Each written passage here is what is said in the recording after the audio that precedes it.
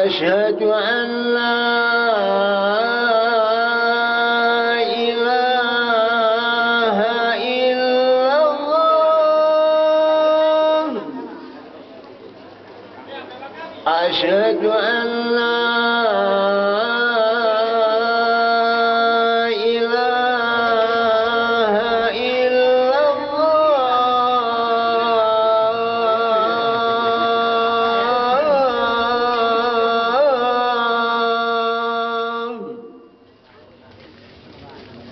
Perkampungan yang terletak tak jauh dari pesisir pantai Surabaya ini telah menjadi saksi hadirnya seorang ulama besar, waliullah yang mengabdikan sebagian besar hidupnya untuk mengembangkan Islam di tanah Jawa. Semula perkampungan ini hanyalah wilayah berlumpur dan hutan perdu. Namun sejak Sunan Ampel menjadikan wilayah ini sebagai pusat dakwah Islam, nama perkampungan ini terkenal ke berbagai pelosok dunia.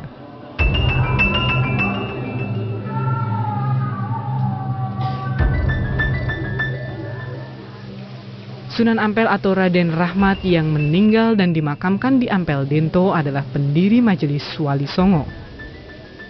Sunan Ampel ini dianggap wali yang tertua.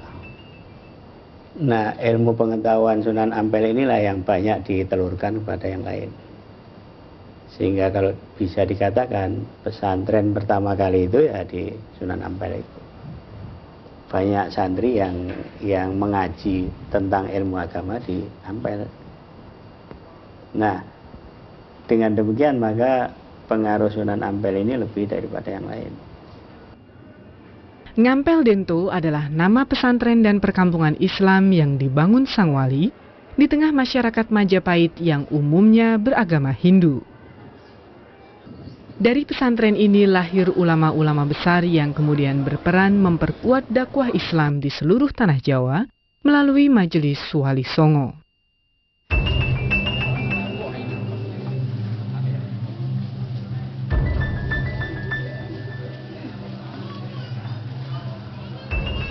Peran politiknya dalam proses suksesi kekuasaan di Majapahit juga sangat sentral. Atas inisiatifnya, ia mendorong sepupu dan juga santrinya di Ampel Dento yang bernama Raden Fatah untuk mendirikan kerajaan Islam Demak Bintoro.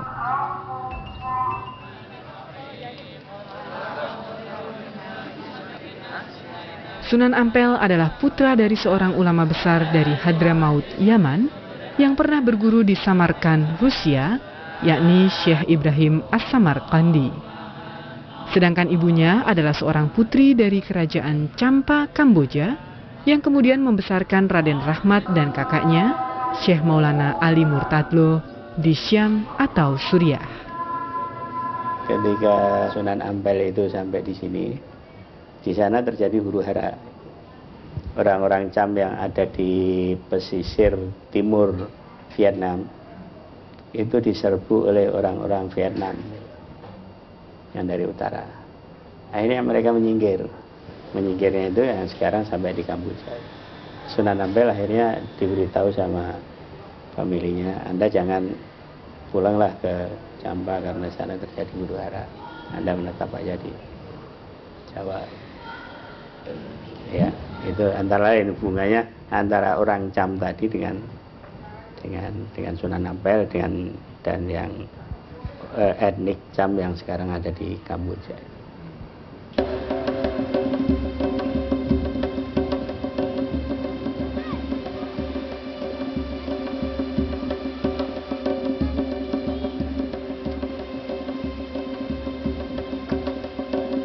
Sunan Ampel datang ke Tanah Jawa melalui Pantai Tuban sekitar tahun 1421 bersama ayahnya Syekh Ibrahim As-Samarkandi, kakaknya Syekh Maulana Ali Murtadlo, serta pamannya Syekh Maulana Ishaq.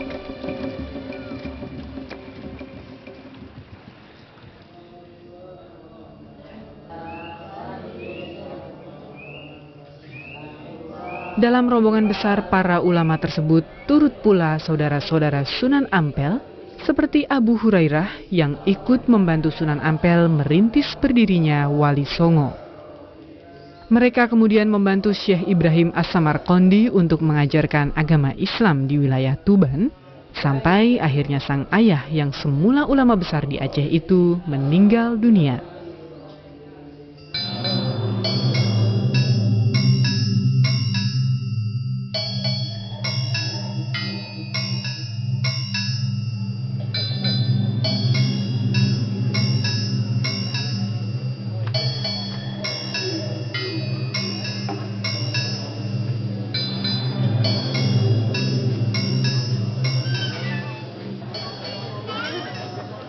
Setelah ayahnya wafat, Sunan Ampel menemui bibinya, Putri Darawati, yang juga dikenal dengan sebutan Putri Campa di Trowulan. Putri Darawati ini tidak lain adalah salah satu istri Raja Majapahit. Oleh Raja Majapahit, Sunan Ampel kemudian dihadiahi tanah di pesisir Surabaya dan diberi gelar Raden Ahmad Rahmatullah. Sunan Ampel sendiri datang ke Majapahit itu kan ingin ketemu bibinya. Yang bibinya ini salah satu istri dari Raja Majapahit kan itu. Akhirnya Sunan Ampel diberi tanah di Ampel Denta itu kan.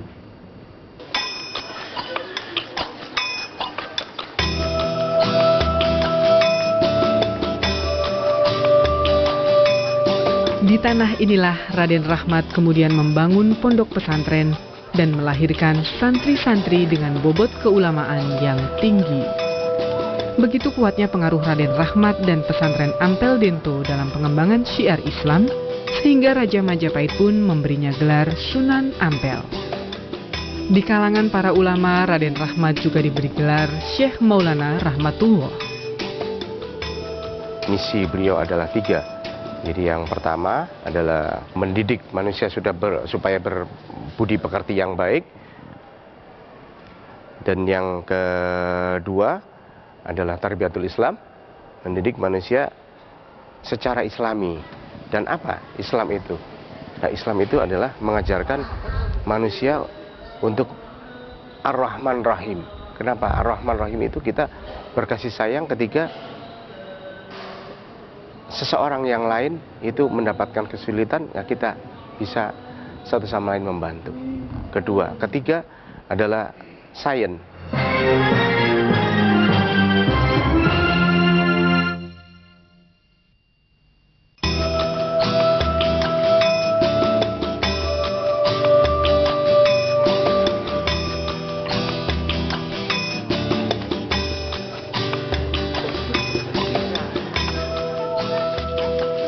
Di Ampel Dento, setiap hari ribuan jemaah datang berkunjung untuk menziarahi makam Sang Waliullah yang terletak di belakang Masjid Ampel. Suasana keramaian para peziarah seperti ini hampir terjadi setiap hari dan mencapai puncaknya pada tiap hari Kamis dan Jumat.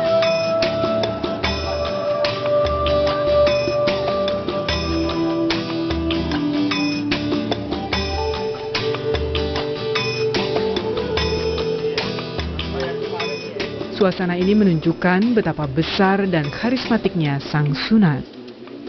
Kebesarannya bukan hanya terlihat pada masa hidupnya, bahkan telah jauh melampaui masanya, era setelah lebih 600 tahun masa hidupnya.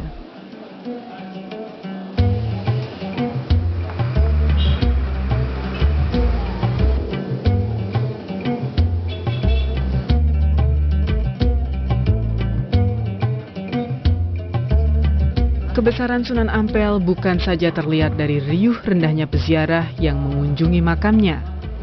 Peninggalan-peninggalan fisik yang dibuat pada masanya juga menunjukkan bagaimana sang wali ini sebenarnya seorang yang sangat teliti, cermat, pintar, dan pekerja keras.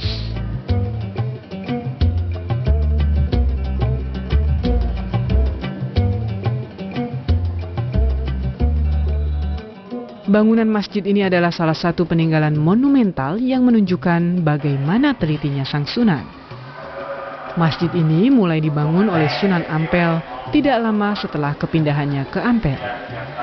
Struktur bangunan yang kokoh hingga bisa bertahan lebih dari 500 tahun menunjukkan bagaimana luasnya pemahaman Sang Sunan mengenai arsitektur. Lengkap dengan simbol-simbol keislaman, membuat masjid ini terasa memiliki roh spiritual yang kuat. Di dalam masjid itu sendiri yang dibuat oleh Sunan Ampel dengan Mbah Soleh itu adalah tiang pasak. Jadi ada 16 buah tiang pasak itu sendiri, di mana panjangnya 17 meter dan jumlahnya 16. Jadi kita yang dimaksud sains, jadi ilmu teknologi itu setinggi apapun kita tidak meninggalkan ajaran Islam, yang mana 17 meter itu 17 rakaat dan 16 itu penyaksian kita kepada Allah. 16 angka syahadat. Luasnya pemahaman Sang Sunan juga terlihat dari beduk yang dibuat melalui tangannya sendiri. Beduk kecil ini telah bertahan hingga lebih dari 500 tahun tanpa mengalami kerusakan sedikit pun.